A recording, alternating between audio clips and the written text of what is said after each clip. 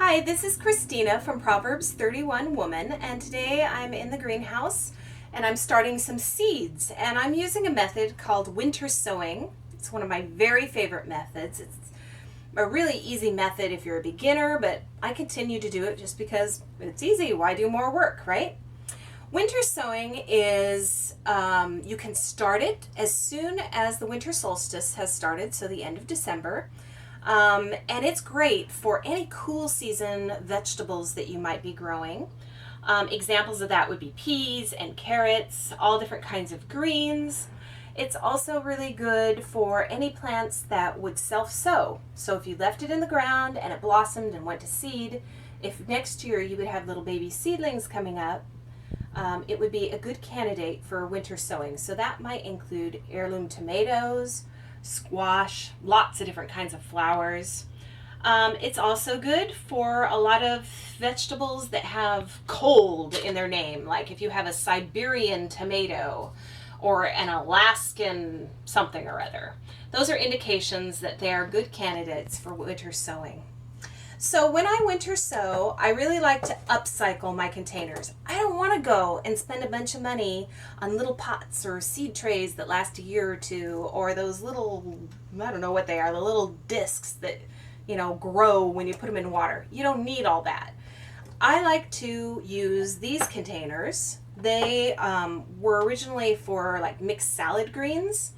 If you don't buy those at the store, hopefully because you're growing them, that's fine. Just ask friends and family, neighbors to collect them, save them for you.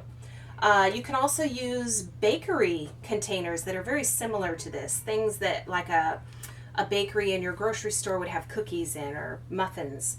I have even some years gone to my grocery store and asked to buy containers like this, and they would sell them to me for, I don't know, I'd get 100 of them for $5 or something like that.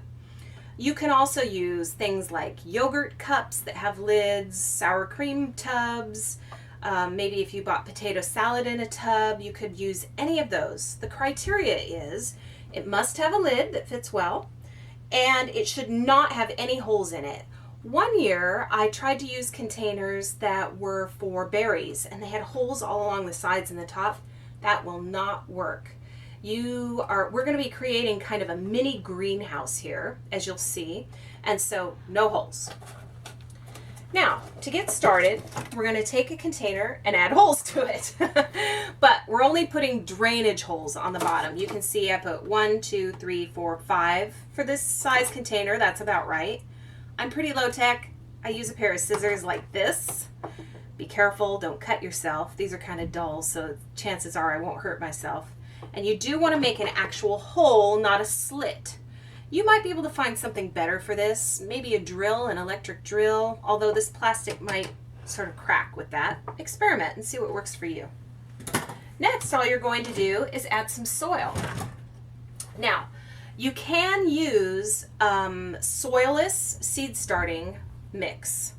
In fact, most experts will recommend it because it's sterile. So you're putting little baby plants in here. They don't have a lot of resistance to disease. So if you've ever had trouble starting seeds and the seedlings die, that's a good choice for you.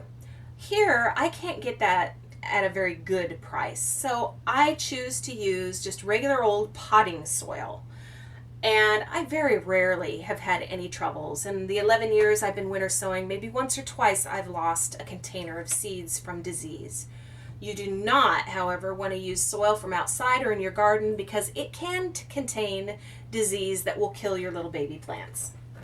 So I'm just going to pile this soil in here. It's a little bit damp from being in the bag. That usually comes kind of damp. That's good.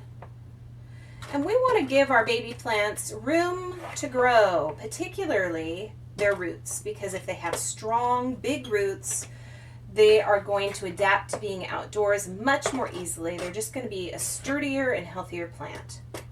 So you can see I've got a few inches here of soil. Now, even though this is damp, I'm going to add water to them. We don't want any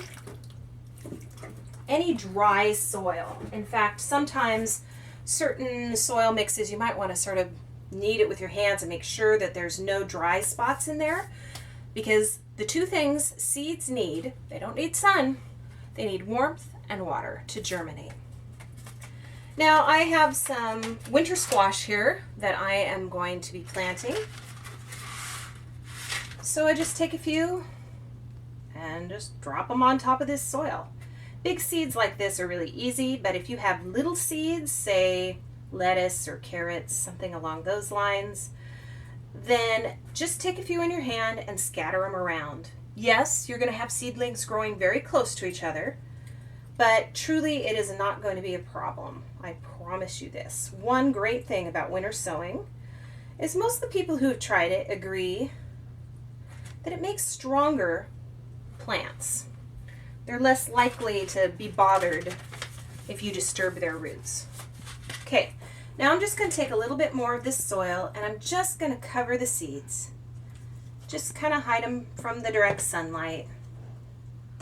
This will help keep them moist, which again, moisture is really important for seedlings.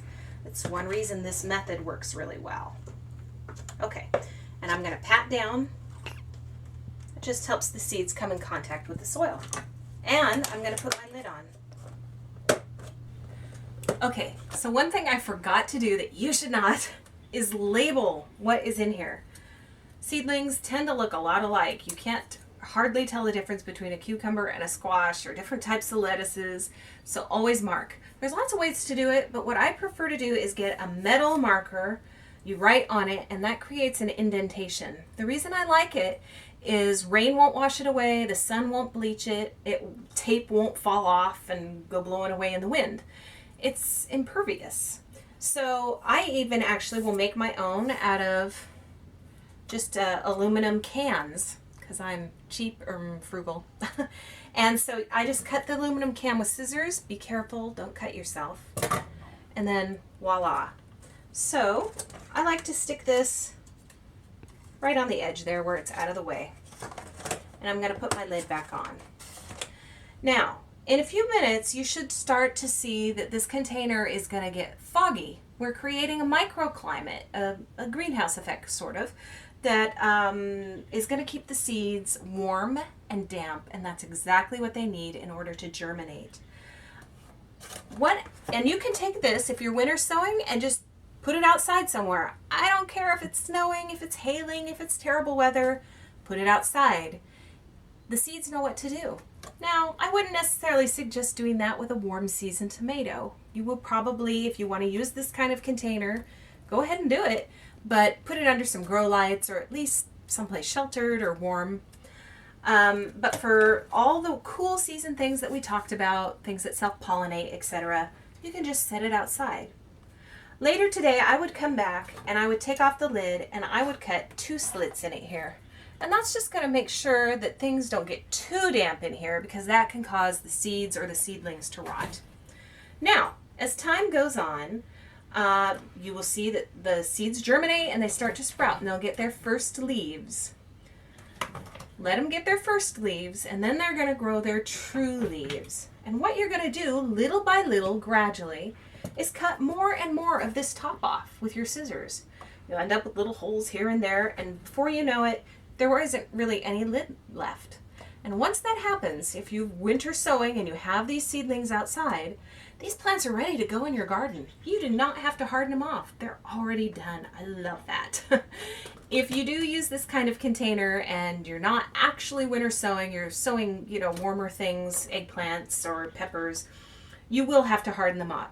Now, if you need more information about winter sowing, you can visit my blog, Proverbs 31 Woman. I also have tons of articles on there about gardening and homesteading and homekeeping. I also have a Kindle book that's 99 cents. You can read it on any device, and it's called Starting Seeds, and it will tell you all about winter sowing, how to upcycle lots of different containers for any kind of sowing you want to do, direct sowing in the garden, the type of sort of more traditional seed starting where you're putting it under plant lights. All the information you need to get started is available in that ebook. I think that's it. Happy growing!